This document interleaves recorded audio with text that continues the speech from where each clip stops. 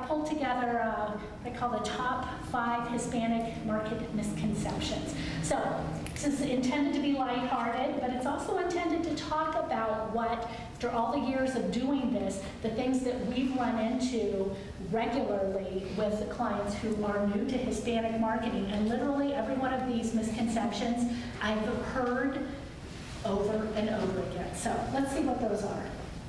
So the first one, Hispanics love soccer, drive trucks, wear taco hats and belt buckles, eat burritos, and say, "Ay, Chihuahua."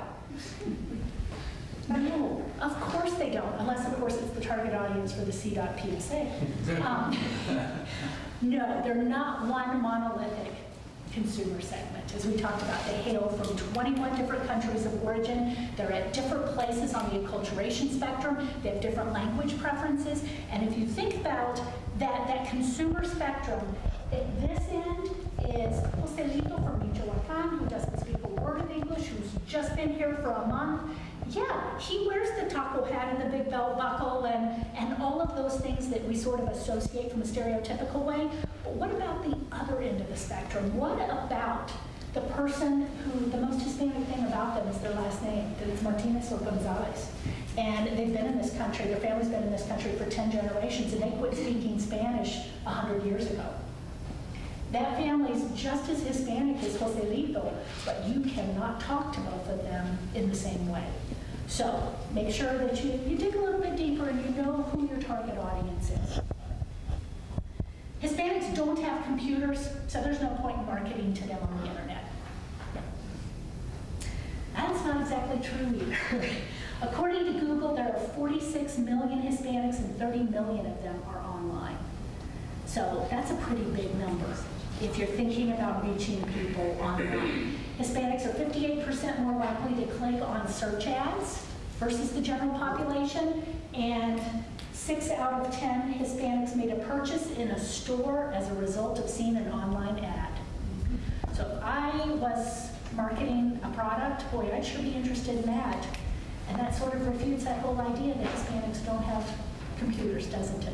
And in fact, what we also know, this is kind of a unique little spin versus the general market, is those who, for socioeconomic reasons, may not have a computer at home, absolutely know the public library has computers that are available for use. So if you don't believe me on that, I would encourage you some afternoon, evening, Saturday morning, go to your local public library and just look at who's using the computers. And I think that might help drive that home a little bit for you as well. Okay, number 3, Hispanics are poor, and since they don't have much disposable income, what's the point of marketing to them? Well, Hispanics aren't poor. They possess over $1 trillion in spending power, and this is particularly interesting to a lot of folks. Hispanics represent the largest middle-class segment in the U.S., and 88% of Hispanics have a household income in excess of $50,000. So, are there poor Hispanics? You bet there are.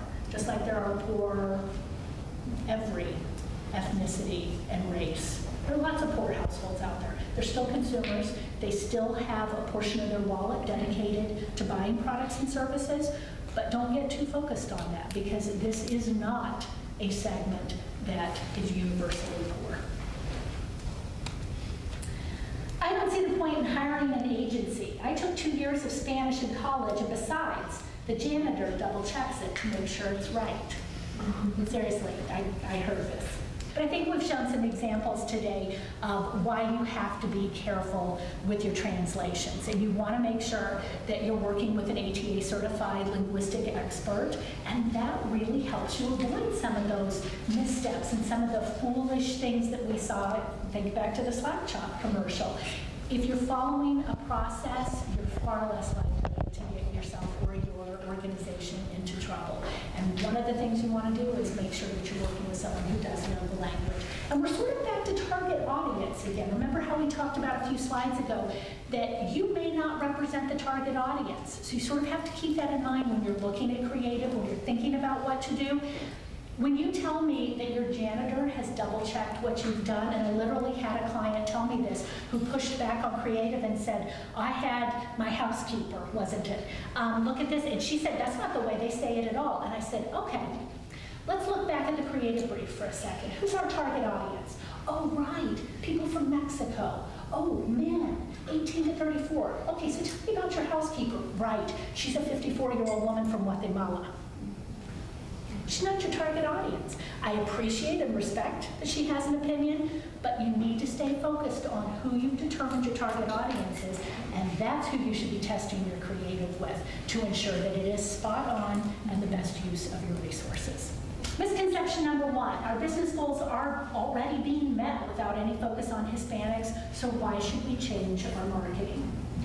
And the fact is, if you've paid any attention to the census numbers that have been coming out since the first of the year, in many parts of the country, there are cities that are already majority Hispanic. So what that tells me as a marketer is that you do have to pay attention to those numbers, because the demographics that you're serving currently are changing dramatically. So if you want to make sure that Portland stays as wonderful as it is today, and you want to ensure that those recycling messages or that the transportation messages are getting out there and being received, you've got to think about who your target audience is and who are those constituents that you're now currently serving, because it's a completely different community than it was even just 5 years ago. So you have to pay attention to those numbers.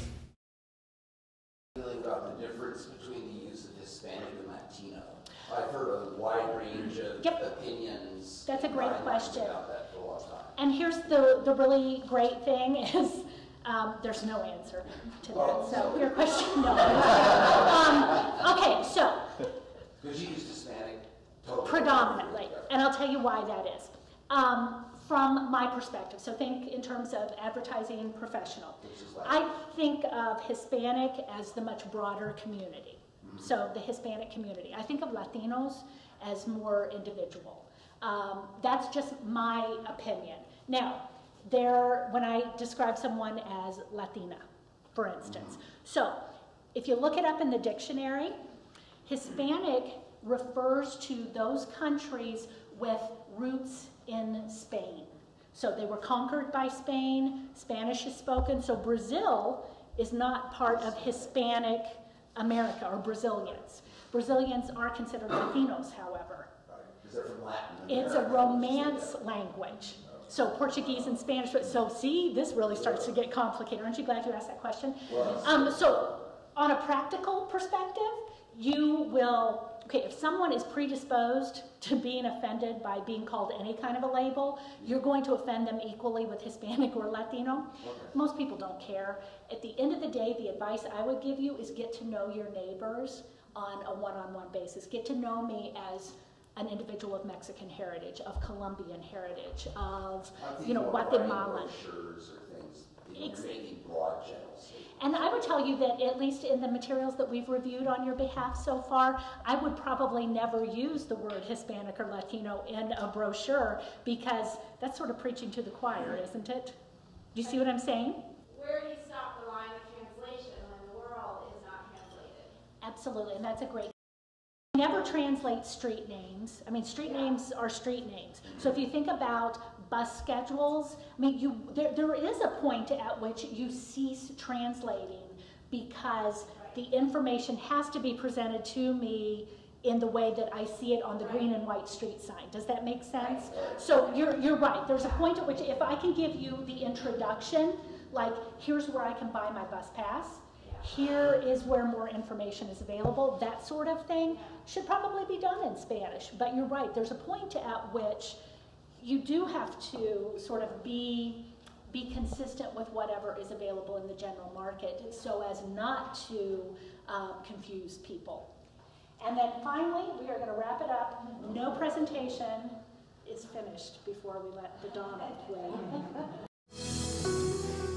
Amy, what went wrong? What happened? Mr. Trump, there was a Spanish-speaking population at the mall that we didn't take into account for. And not only did we not capture some of that audience in the mall because of communication problems, but it also slowed down the efficiency of our line at the very end. Why didn't you get somebody that could communicate? Does anybody speak Spanish? Derek and Muna both speak Spanish.